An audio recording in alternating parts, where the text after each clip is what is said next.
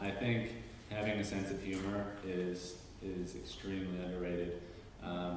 Life is hard enough as it is, and if you can't have kind of an antidote to that and sit and laugh and understand that you're going to make mistakes, that is crucial. Another thing is, looking at where we are in time, right? Like the human race lived in basically poverty for thousands of years. My great grandma, she's still alive. She was born in 1916.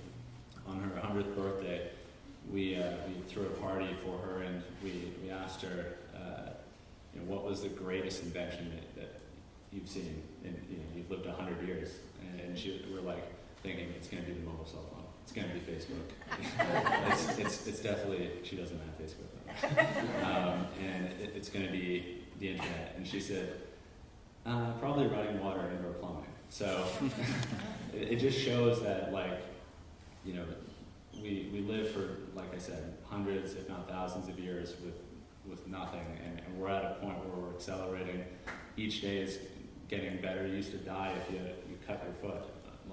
There's advances in medical field, there's advances in technology, and I just think it's a really, really special time, and we should all kind of pause and think about that as we're deciding.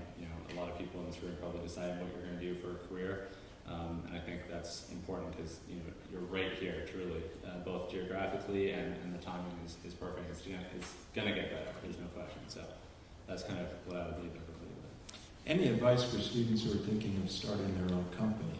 Many students think it's safer to find a full-time job with a regular paycheck, and it's a much riskier thing to think about starting your own company so soon, right after graduation, or even a few years after graduation.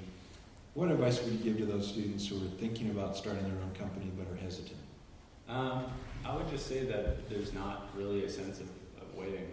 Again, kind of going back to that thing is we live in a world that the bottom is not that bad. We're fortunate that we live where we do in North America, where there's, don't get me wrong, we have our problems, but I'm just saying, what's the worst that can happen?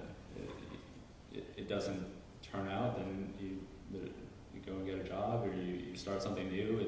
It's truly not I think it's played up to be riskier than it is. I think that a lot of it is truly just jumping in and not hesitating and not waiting for a time, because you can't predict the future, and I think it's imperative that you start now, or else somebody else will. So.